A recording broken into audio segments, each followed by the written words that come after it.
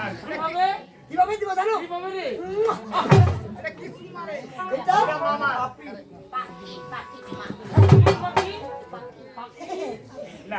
ও মামা দুলানি বাবা তোমার পাইলে নিরা লাগো মামা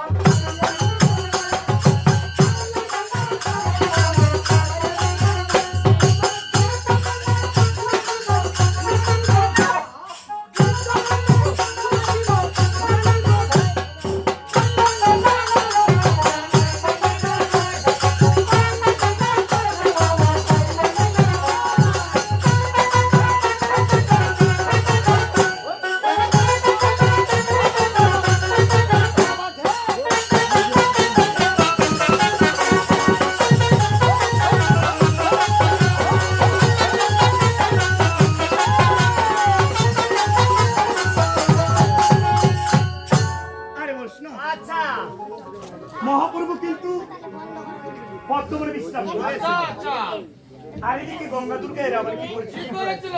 এরা তো ধারণ করে একটা পুকুরের মধ্যে নৃত্য। আচ্ছা, সেই নৃত্য দেখি মহাপ্রভুর এমন কি দেখা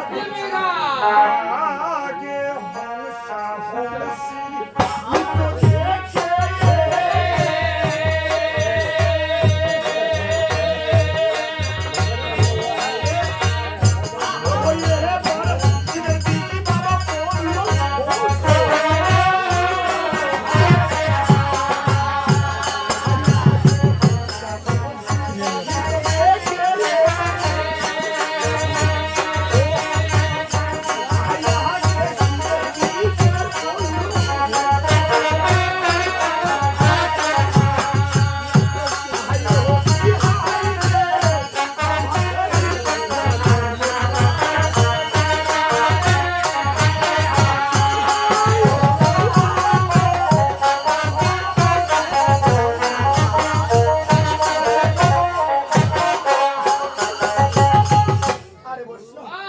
হংসা হংসি এখনো মহাপ্রভু আমার ভাবতেছে সমস্যা হয়ে গেল, সমাধান করতে হবে। তাই কি করে আগে চলো তেরা খেলো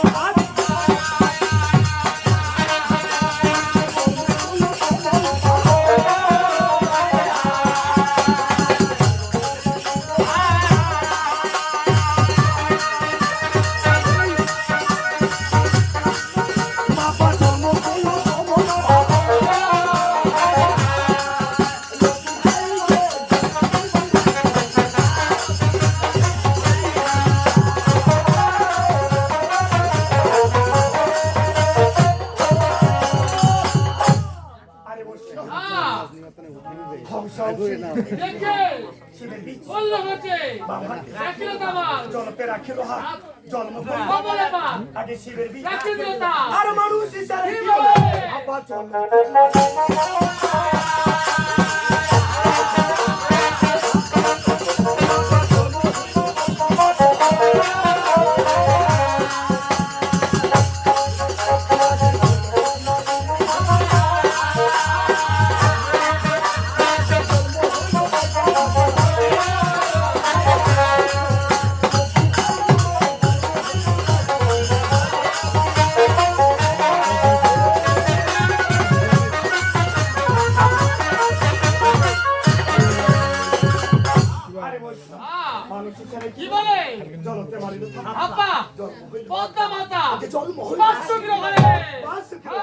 আবার কোন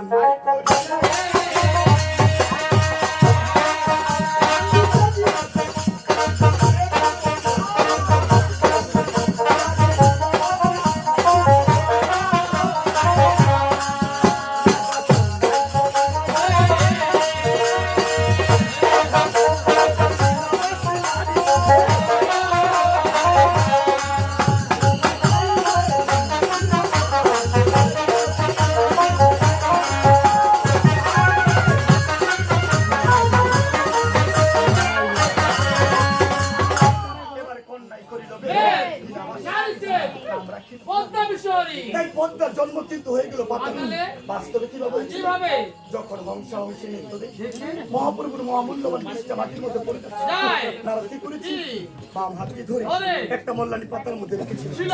যখন এই মল্লানি পাতার মধ্যে রাখি আগে রাখার সাথে সাথে পুরো পাতাটা গরম হয়ে পাতাটা সহ্য করতে সেই গরমের তাপে এই যে পাতাটার একটা ব্যাট ছিল, ব্যাটের ভিতর দিয়ে একটা ছিদ্র হয়ে গেছে। যখন ছিদ্র হয়ে যায়, ছিদ্র দিয়ে ঘামটা সোজা পাতালে চলে যায়। যখন পাতালে গিয়েছিল আবার কে পাতালে আমি বাসুকি পাতাকে কি করেছি সুন্দর করে তার শাড়ি আর চলে বেঁধে কোমরের মধ্যে গুজে রেখেছি। একদিন নয়, 2 দিন নয়, এক এক করে 10 মাস 10 দিন কোমরে গুজে রেখেছি। তারপর সেখান থেকে পদ্মার জন্ম হয়ে যায়। পদ্মার জন্ম কিন্তু হয়ে গেল পাতালে। ধীরে ধীরে পদ্মা মানুষ হতে লাগলো। মহাপ্রভু উত্তর হলো আবার যেতে লাগলো। ওদিকে গঙ্গা দুর্গা আবার ভাবতে লাগলো কি ভাবছে গো? ভাই রে স্বামী কিনা চিনতেই পারে না। আবার ইশারায় কি বলি আরে সেই পাখি